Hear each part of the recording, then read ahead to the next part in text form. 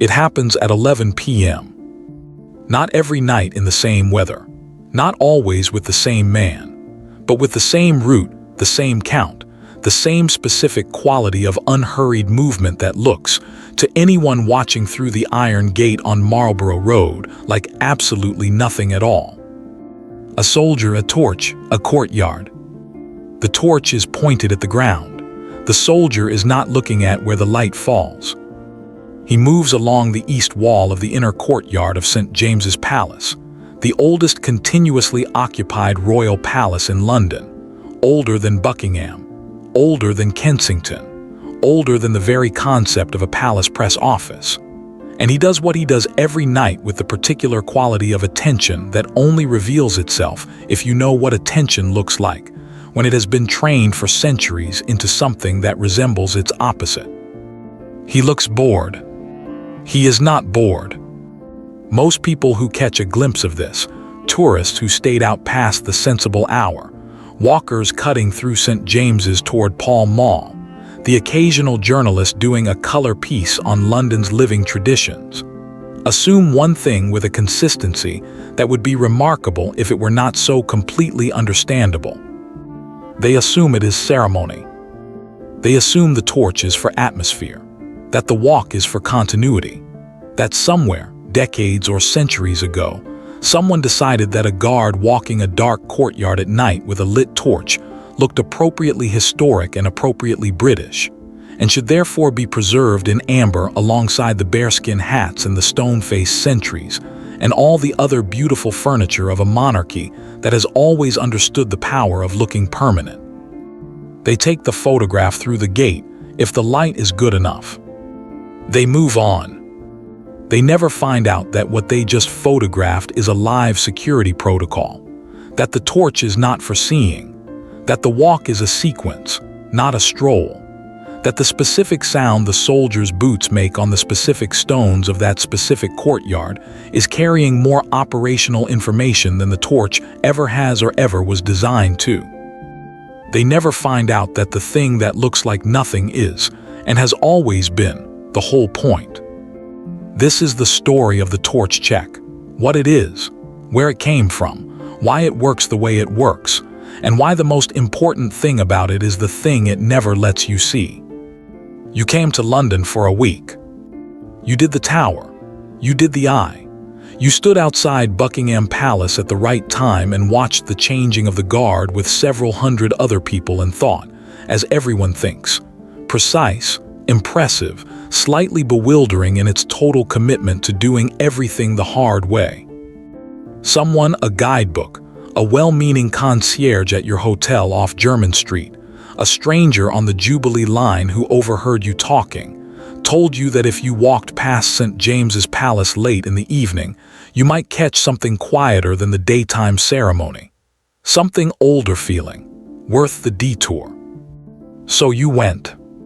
And what you saw through the iron gate, in the amber wash of the courtyard lamps and the thin beam of the soldier's torch, was this: a man in uniform walking a rectangle, slowly, steadily, torch down, eyes you could not quite tell from the gate, somewhere between forward and elsewhere. You thought, this is very old. You thought, I wonder how long he has to do this. You thought, if you were the kind of person who thinks about these things, there is something almost meditative about it. The repetition, the dark, the sole figure moving through a space that has not fundamentally changed in geometry since the reign of Henry VIII. What you did not think, because there is no sign explaining it, because the soldier is not going to stop and explain it, because St. James's Palace operates on the settled assumption that it does not owe the watching public an annotated tour of its security procedures, is that you were looking at something designed from its foundations to look like what you thought it looked like. Decorative, habitual, inert. The walk was designed to look like a walk. The torch was designed to look like a torch doing torch things. The boredom on the soldier's face, that quality of presence without engagement that the foot guards develop to a level that occasionally unnerves people who get too close, was not boredom. It was the expression of a man doing something that requires complete sensory attention, and has learned, over months of training, to do that attending with no visible sign that attending is happening. You were not watching a ceremony. You were watching a man read a building in the dark. You just did not know what reading looked like when it used a different alphabet. Begin with what the palace was before it was what it is now. St. James's Palace was built by Henry VIII between 1531 and 1536 on the site of a leper hospital. This fact is worth sitting with for a moment, not for the Gothic detail of it, though the Gothic detail is there, but because it tells you something about the ground. The stone under the courtyard of St. James's has been load-bearing in one form or another for 5 centuries. It has been built on, built over, repaired and relayed and lived above by a succession of monarchs and their households, each generation adding to a structure that has never fully stopped being a working residence long enough to become purely a monument. It survived the Great Fire of 1666, which destroyed most of its neighbors. It was the official residence of the sovereign from the accession of William III in 1698 until Queen Victoria moved the primary royal household to Buckingham Palace in 1837. Foreign ambassadors are still formally accredited to the court of St. James's. The palace is still in continuous royal use. It has not, in 5 centuries, been fully dark. The torch check as a formalized protocol traces its recognizable shape to the reign of Charles II, the same restored monarchy, the same political moment, that gave the household cavalry its gray horses and its current institutional identity. The coincidence is not coincidental. The restoration of 1660 was not a peaceful homecoming. It was a calculated return to power in a country that had recently executed a king, fought a civil war, lived under a military protectorate, and retained within its population a substantial number of people who considered the restored monarch a political problem requiring a permanent solution. The threats to Charles II were not abstract. There were assassination plots with specific names attached to them. There were networks of men who had supported the Commonwealth and had no particular enthusiasm for what replaced it. There were moments, documented in the state papers of the period, in the correspondence of the Secretary of State, in the private notes of men who slept near the king and worried about what might come through the dark, when the security of the royal residence was not a ceremonial question. It was an operational one, answered nightly. The palace at this period had no electric light, no perimeter sensors, no radio contact between guards, no centralized monitoring room with screens showing 8 angles of the courtyard simultaneously. It had stone walls, oil lamps at intervals, shadows that fell in particular ways depending on the season and the cloud cover and the angle of whatever moon there was. And it had men who learned, through instruction, through hard experience, through the slow accumulation of protocol that happens when institutions are trying to keep someone alive in conditions of genuine uncertainty. That darkness inside a royal residence was not simply the absence of light. It was where threat preferred to wait. The men who codified the first version of what we now call the torch check were not security theorists. They were soldiers doing a practical job under practical pressure, with the tools available to them. What they built, in the specific conditions of a 17th century palace in a politically unstable capital, was a system for reading a dark space accurately. That system is still running. It has been running, in its essential form, every night for over 350 years.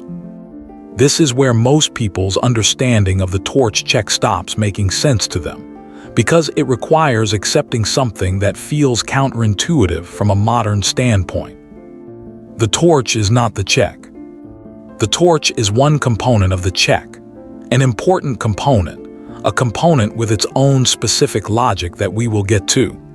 But if you stand at the gate and watch the soldier and think the torch is the primary instrument of what he is doing, you are watching the misdirection and missing the mechanism. The primary instrument is the boot on the stone. Here is why this matters, and why it is not as strange as it sounds.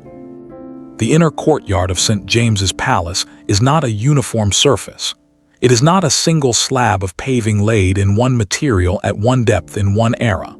It is a geological record of 5 centuries of repair and rebuild and replacement, each generation laying stone over or adjacent to what the previous generation left behind. The result is a floor that sounds different in different places, not dramatically different. Not different in a way that would register to someone crossing it at normal pace without paying particular attention.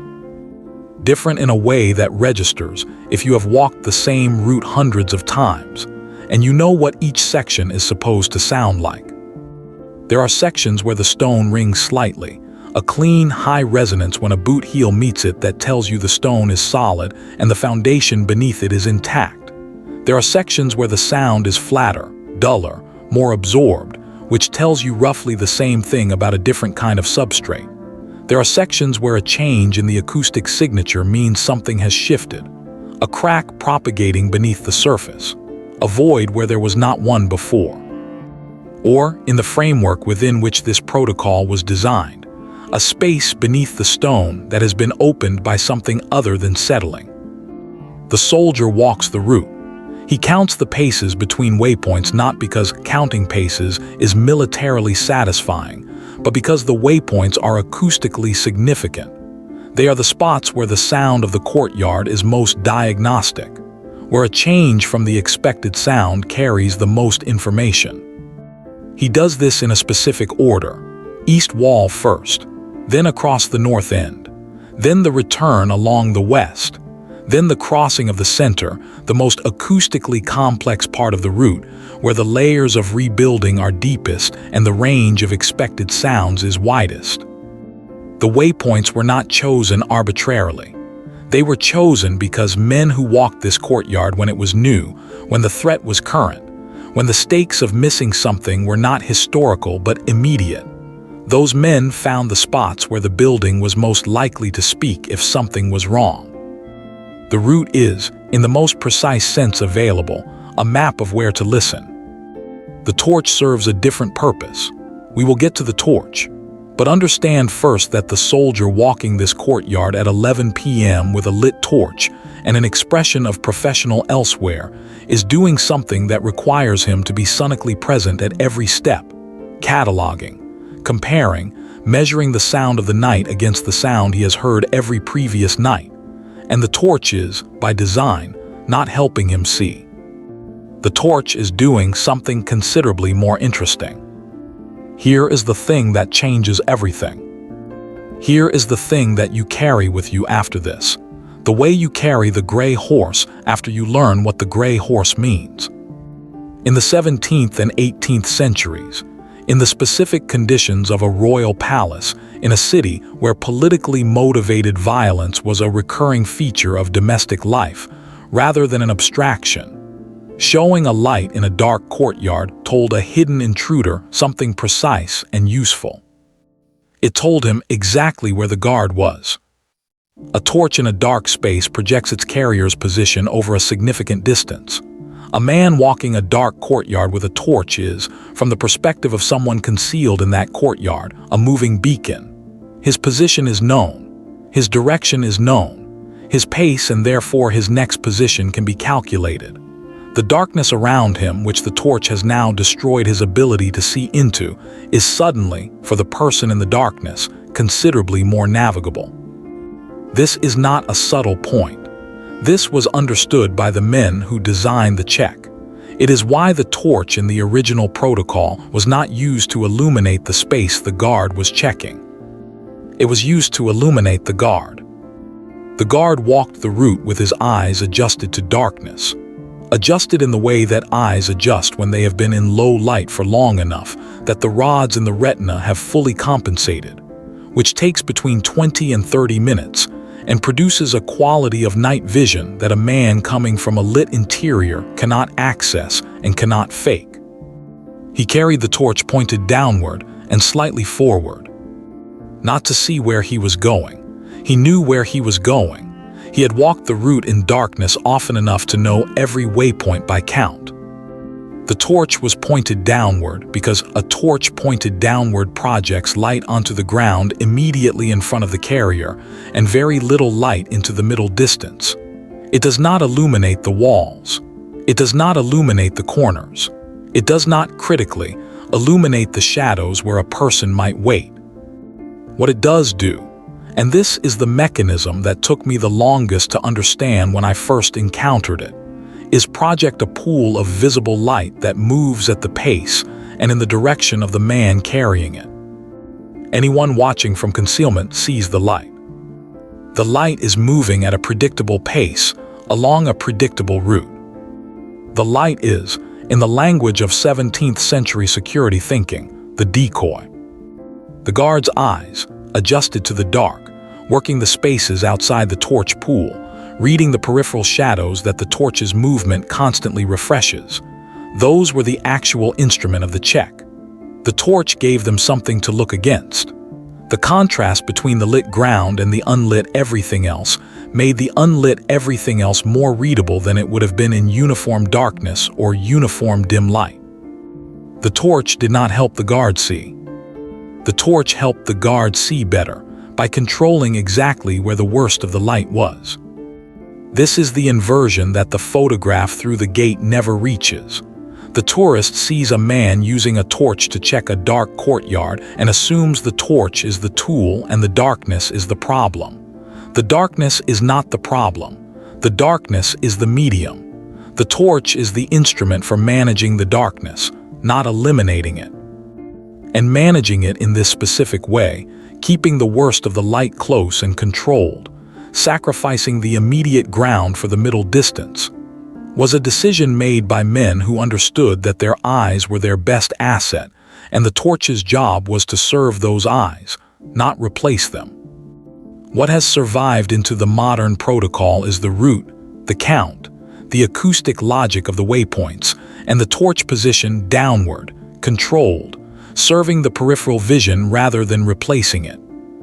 The threat profile of St. James's Palace in the 21st century is not what it was in 1665. The specific dangers that required specific answers have been replaced by different specific dangers, requiring a different and considerably more technologically sophisticated set of answers. The palace has systems now that would be unrecognizable to the men who first walked the courtyard. But the torch check is still the torch check, because it does something that the systems cannot do, which is to put a trained human body into direct acoustic and visual contact with the fabric of the building itself. The systems monitor, the check reads, and the reading requires the physical presence, the specific boots on the specific stone, the dark-adjusted eyes working the peripheral shadow, the counted paces mapping the route against itself night after night, in a way that cannot be replicated from a screen. The ceremony is the memory, the route is the knowledge, and the knowledge is not in any document that can be accessed. It is in the feet. The men who run the torch check are foot guards. Specifically, they are drawn from the 5 regiments of the Household Division's foot guards, the Grenadier Guards, the Coldstream Guards, the Scots Guards, the Irish Guards, the Welsh Guards, each with its own history, its own cap badge, its own internal culture, its own way of doing the small things that institutions accumulate when they have been running long enough to develop opinions about small things.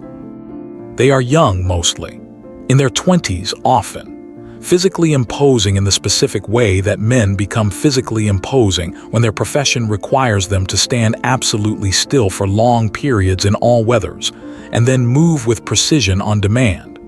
A combination that produces a kind of compressed readiness, a quality of coiled steadiness that is different from the bulk of the gym and the speed of the track. Most of them could not give you the full historical account of why the torch check works the way it works. This is not a gap in their training. It is a feature of how institutional knowledge actually lives in working bodies rather than in briefing documents. What they know is the route.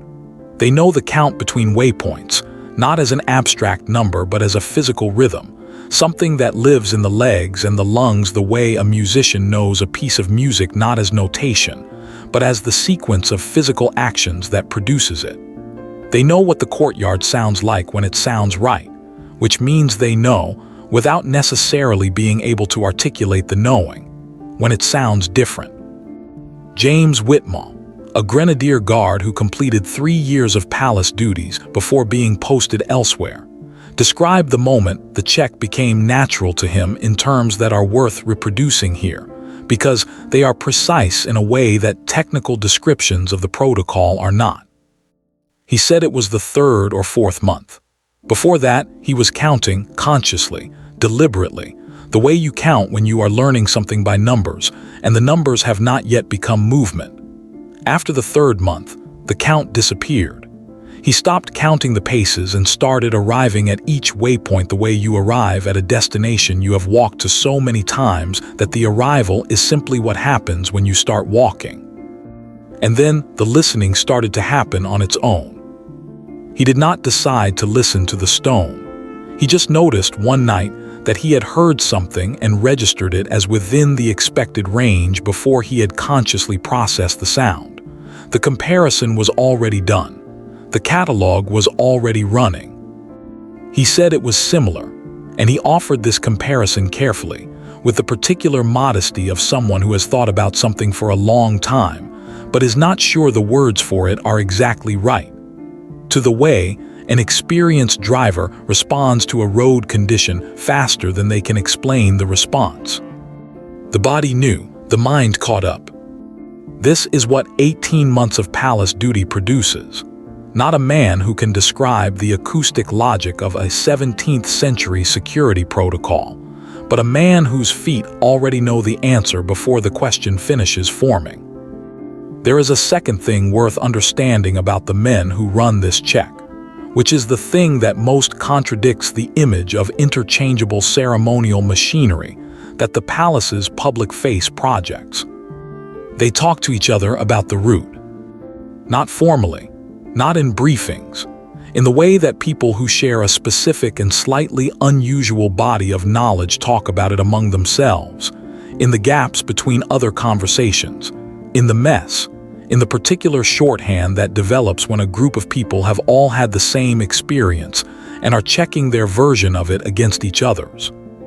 Thomas Adiola, who served as a Coldstream guard and ran the check for 2 years at St. James's before his regiment rotated, described a conversation he had with a Scots guard named Malcolm Fraser, both men comparing notes on the North End waypoint, which produces a slightly different acoustic quality in wet weather than in dry because the stone there is older and absorbs moisture in a way that affects its resonance.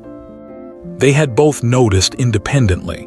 Neither had been told to notice. The protocol says, stop at the North End waypoint, listen, continue. It does not say, in wet weather the expected sound is flatter, adjust your baseline accordingly. That adjustment was not in any document. It lived in the conversation between Adiola and Fraser standing in the mess, not comparing notes officially.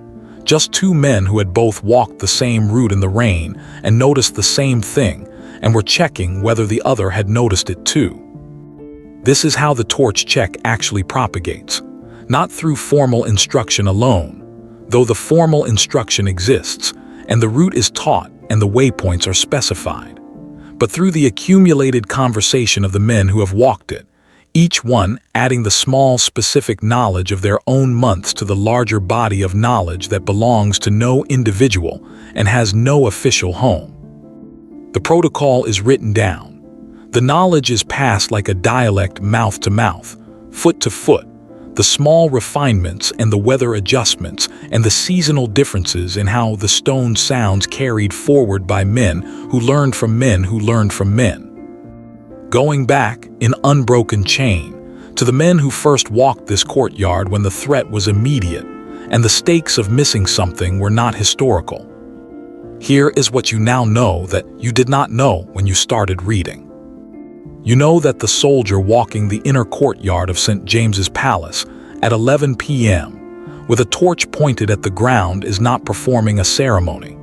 He is running a security protocol refined across 3.5 centuries of specific threats, specific failures, specific innovations made by men who were trying to keep someone alive in conditions of genuine uncertainty.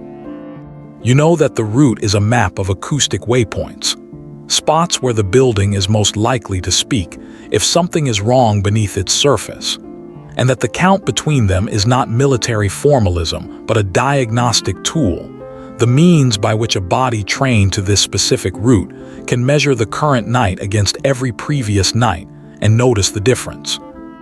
You know that the torch is pointed downward, not because the soldier is watching his feet, but because a controlled pool of light at ground level preserves his dark-adjusted peripheral vision. That the torch is the misdirection, not the mechanism, and that this was understood and designed by men who knew that giving away your position in a dark space is not security procedure, but its opposite. You know that the knowledge of how the protocol actually works does not live primarily in any document.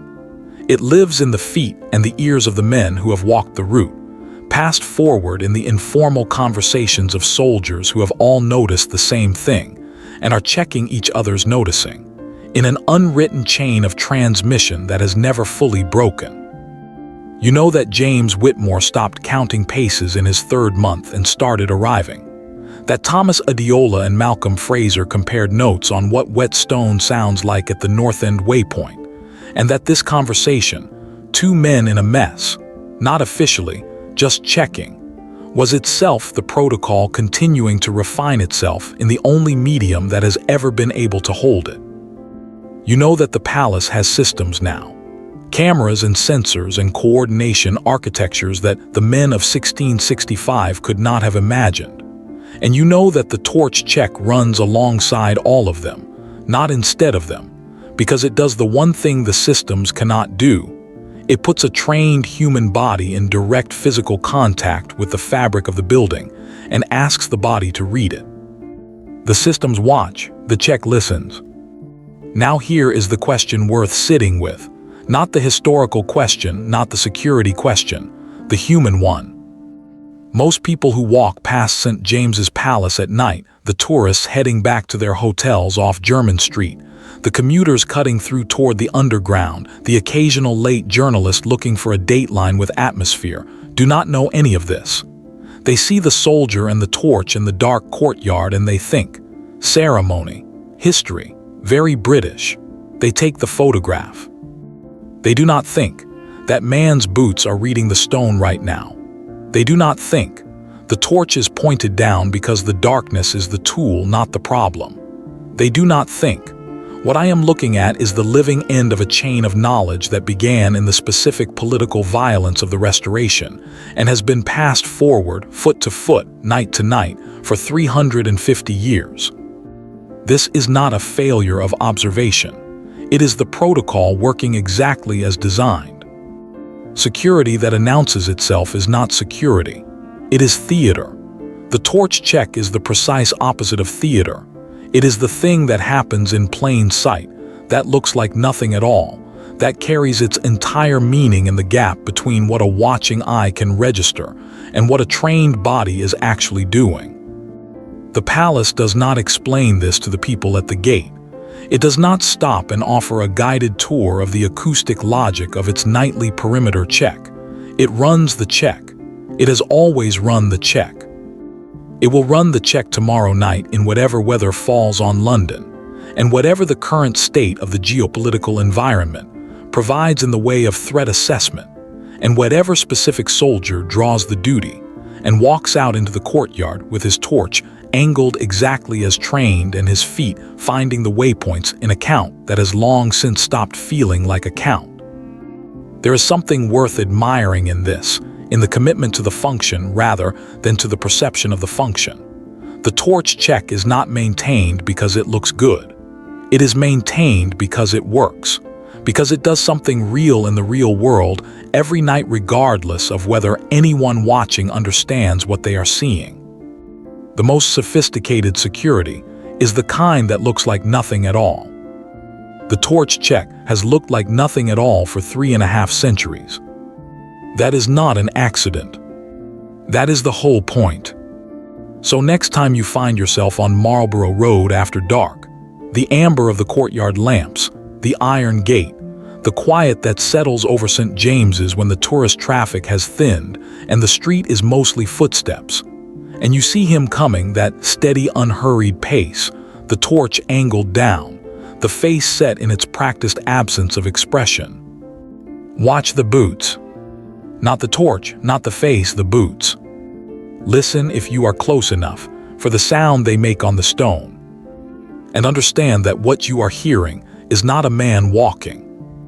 You are hearing 350 years of specific knowledge moving through a specific space in a specific sequence that was designed by men who needed it to work, to sound like absolutely nothing at all. The torch is the misdirection. The boots are the check. And the check has never, in all that time, stopped running.